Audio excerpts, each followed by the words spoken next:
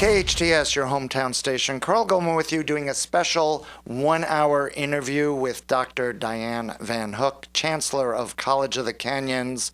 And we're talking about Measure E, an important measure coming up on our June ballot. And that's important for all of us to remember, that it's on the June ballot, not the November ballot.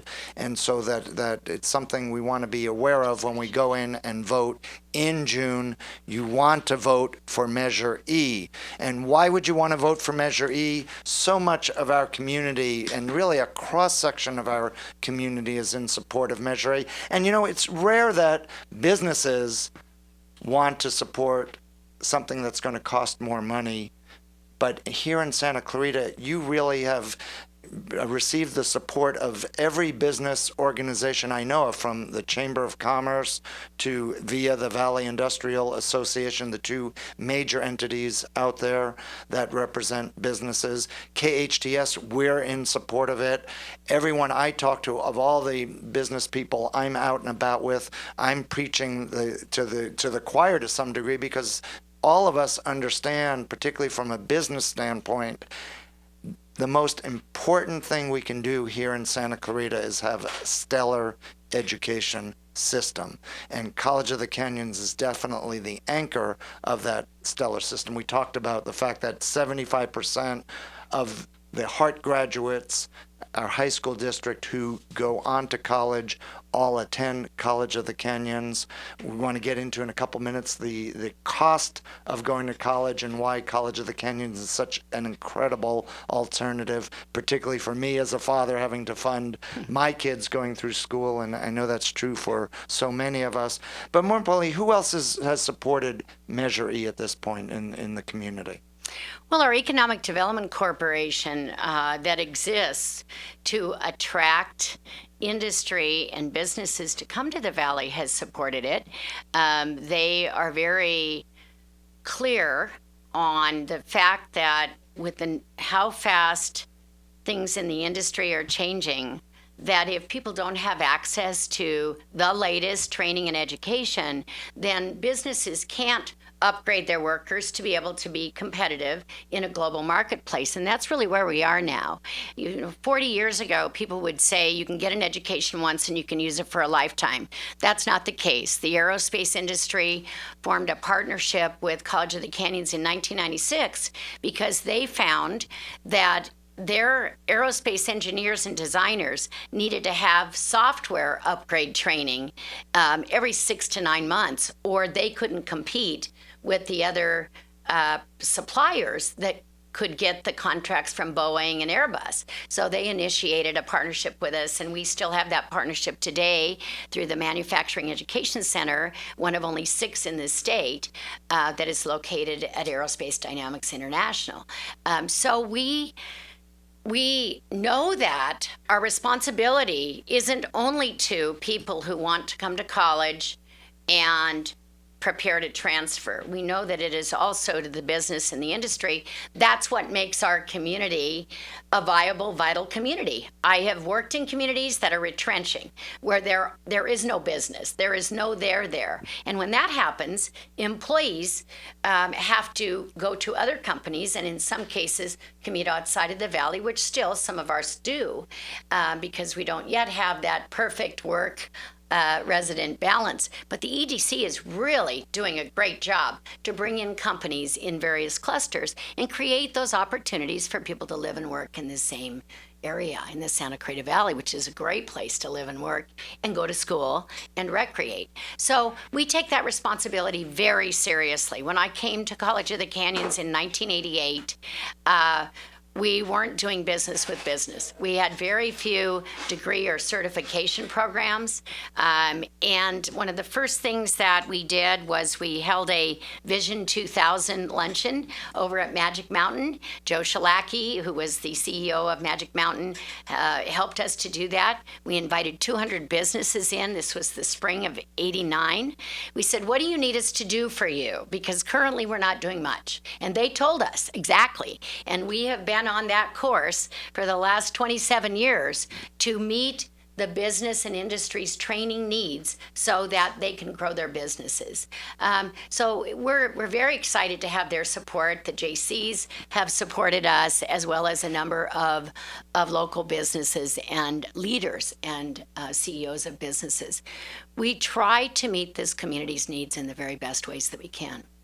Well, COC has been very visionary, and a lot of that is because of your leadership. And I know, having traveled with you to Sacramento and also to Washington, D.C., and sharing all that COC's doing and advocating for a number of new programs in both of those areas, what comes back all the time is how unique COC is and how different it is from most of the other schools in the country. Talking about programs you started years and years ago, the nursing program that was done in cooperation with business and the hospitals here in the area, the auto mechanics program that was created, and then more recently your plumbing program, and you have a number of others that I'm missing, correct? Surveying, construction trades. Right. Yes. So all those programs are totally unique, where you're tying in business along with education and creating a true partnership there. I think that many community colleges have similar programs, but I think what makes us stand out is that we do programs in partnership, and very serious partnership with business and industry. When somebody comes to us and says, we don't have an building inspector training program, can you start one? We look into how fast we can start one, as long as there are jobs at the other end. We don't want to offer programming that doesn't lead to anywhere, because the goal of education and training, whether it's 2 years, 12 months, 4 years, 7 years, is hopefully to be an active and contributing member of the workforce. So we really focus on that partnership, and it is a true partnership. We provide the training, the whatever the industry is. We had a fire science advisory committee meeting on campus the other day. We had an EMT advisory committee meeting on campus. And those are the people who employ our graduates. Those are the people for whom we work to provide continuing education. And they're very specific in telling us if we're hitting the mark, if we're meeting the mark, if we're exceeding the mark, and what's next. And we really take that to heart. So we don't do planning, we don't do curriculum in a vacuum. We do it with immense input and accountability. And we are held to accountable standards of achievement as we hold our partners. And it is a true partnership. And when you bring people together from a varied perspective, you get a better product. Diversity of opinion creates opportunities that people who might have been doing it for a while would never have thought of. And I think that's what makes us different. I think also, though, we've been very aggressive over the years and brought in millions and millions of dollars in employment training panel funds to offset the cost of upgrade training for businesses in our service area. And that helps them help pay for the cost to get the skills that they need in the industry certifications, so they can be competitive and the employees can earn more money. And it's a interesting collaboration. Most community colleges don't go after those funds. There's a lot of bureaucracy and a lot of red tape. But we're on our 12th ETP contract, Employment Training Panel contract. We're going back again in a few months for an additional amount of money so we can help businesses offset that training. And College of the Canyons has been so visionary in so many other areas. For me personally, getting involved with veterans and knowing the veteran program at College of the Canyons, every time I share this, everyone is startled. Right now you have, I think, right about 1,000 veterans enrolled at College of the Canyons. That's correct. Tremendous number, and the services that you're providing for those vets is not something new now that's become a hot button throughout the country. You've been doing this at College of the Canyons for many years. That's correct. And there are, if we sat down, we could spend a few hours just talking about a variety of those programs. You touched upon something, Dr. Van Hook, about the cost of school and the the cost of going to school. And that hits me as well, because as a parent, we all know what it costs to go to a private school or even to a school in the university system here in California. How does that compare to going to College of the Canyons? Well, if one assumes that the student is going to live at home, it costs $3,500 for 2 years of tuition at College of the Canyons, as compared to $35,000 of tuition and room and board at CSU, and close to $67,000 for those first 2 years at UC. So when you add all of that up, if a family and a student chooses to go to College of the Canyons for the first 2 years and to a CSU for the second 2 years, that will cost them about $39,000. If they choose to go to COC for the first 2 years in UC, University of California, that will cost about $70,000. If they choose to go to UC for the whole 4 years, it will cost them about $134,000. So when you add in and you multiply the number of children that are going to be pursuing college education, community colleges make a lot of sense, but they make sense not only because they're affordable. They make sense because they're quality.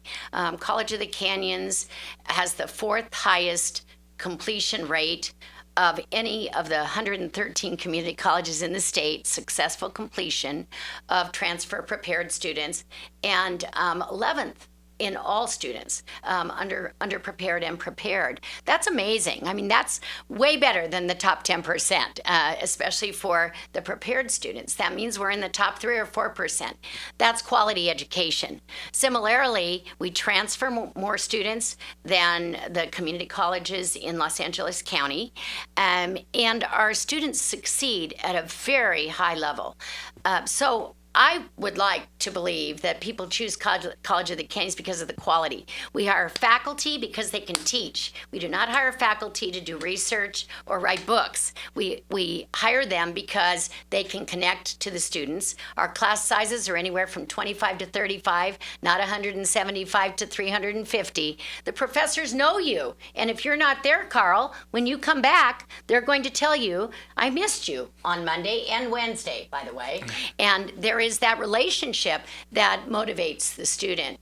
And the other piece of this, too, is that for many students, that transition from high school to college and leaving home is a tough transition. And going to College of the Canyons for a couple of years, still living at home and taking those steps into the adult world, it becomes very, very productive for a lot of students who aren't quite yet mature enough to totally leave the nest, and they can still connect and actually excel and soar because of that stepping stone instead of just being thrown in. That's very true. Most high school graduates do not know what they want to do when they grow up. They don't have a clue. And you know, it's not that they're clueless. It's that the landscape is changing.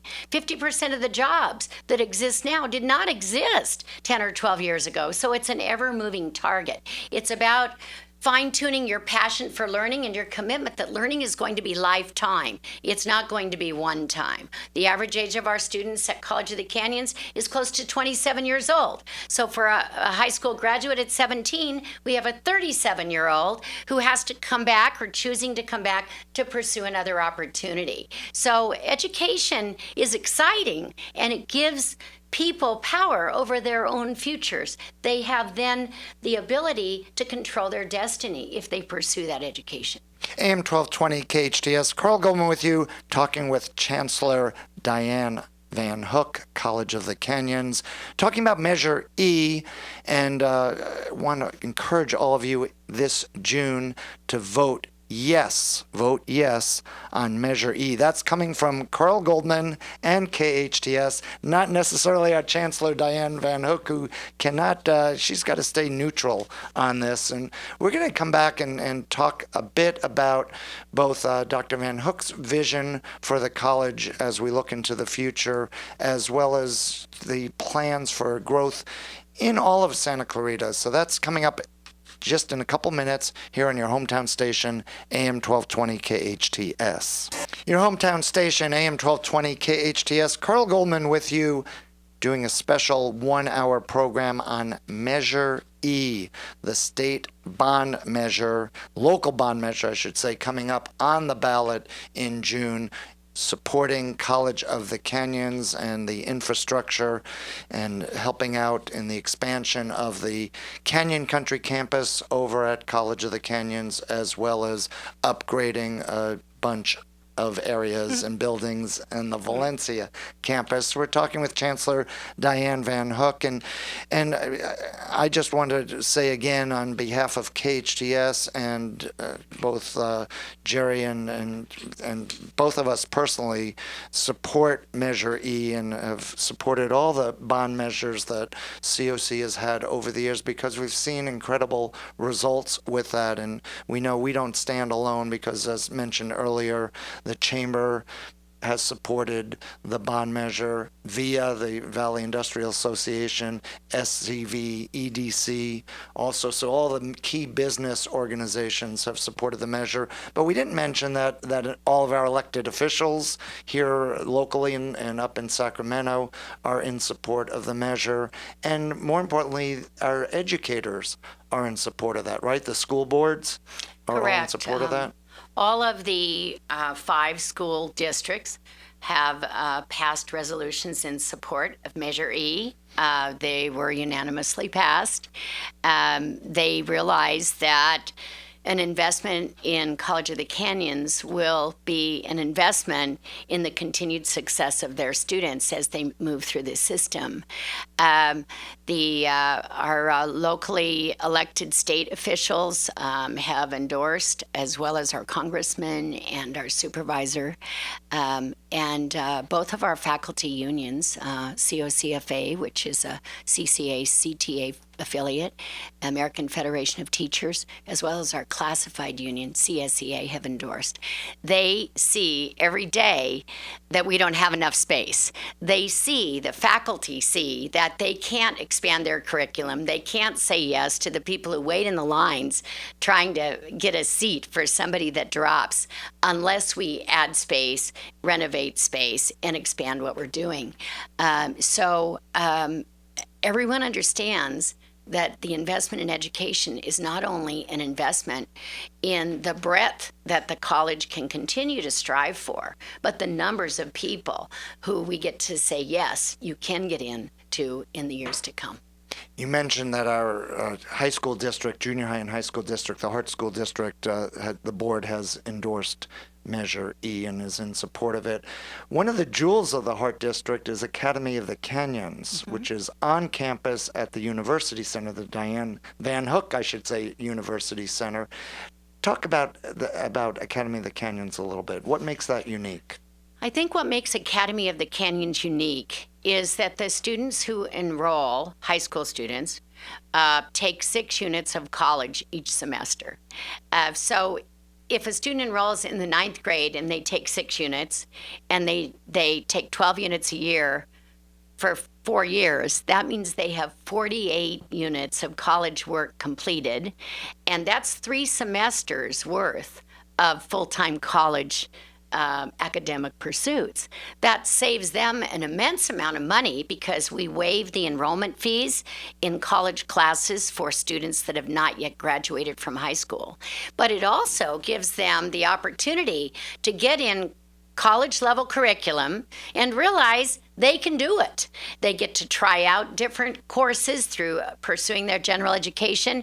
Many of them actually start to pursue courses that are in a specific major and are able to complete many of their lower division requirements. So it's a wonderful opportunity for families. It's a wonderful cost-saving measure, but more than that, it's a motivational experience for the students. Last year, at our graduation, where we awarded over 1,500 diplomas, AA degree diplomas, of which most were transferable, I was able to hand 15 of those to Academy of the Canyon students, and they got their AA degree and diploma the day before they graduated from high school. It does not get any better than that.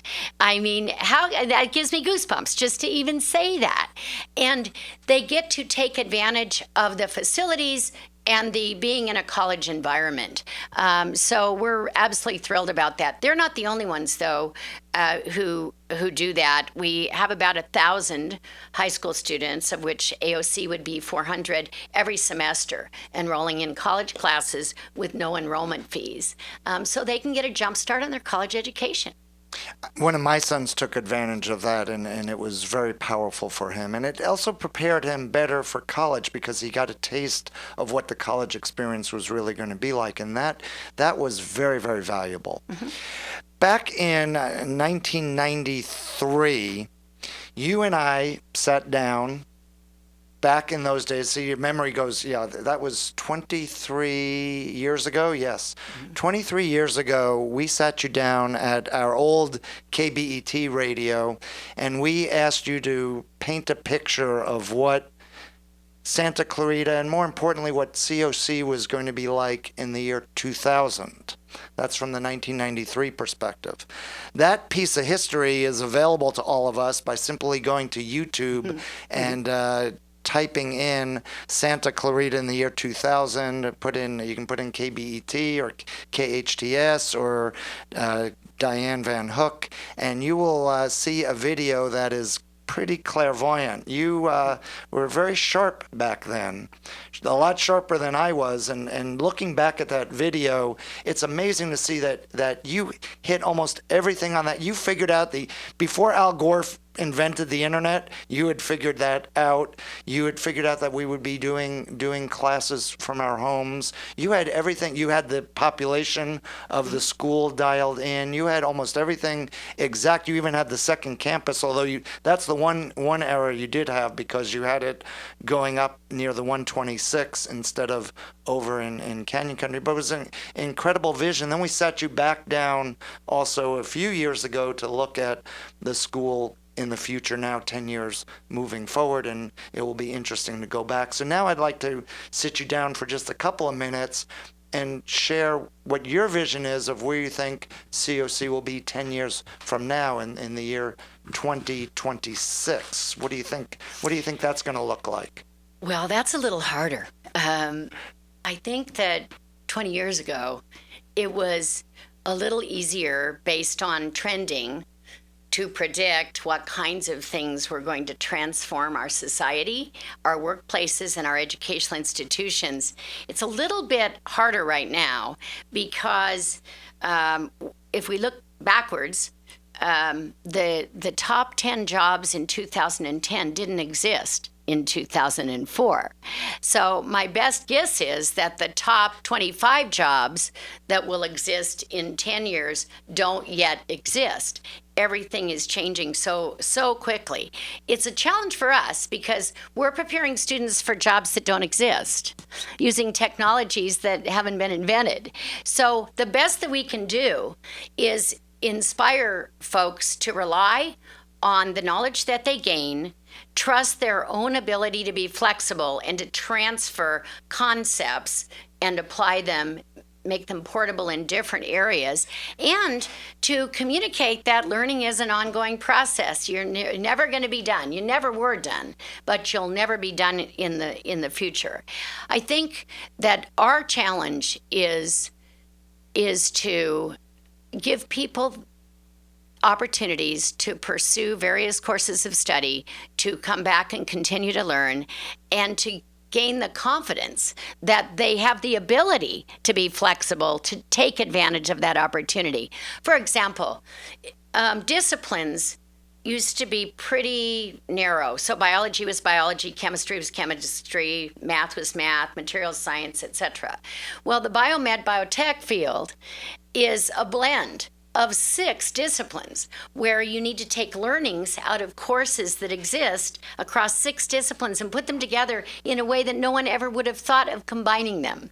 One only has to look at the iPhone and realize that 30 years ago, I don't know about you, I was still talking on a phone that was attached to the wall and I was stuck in the kitchen.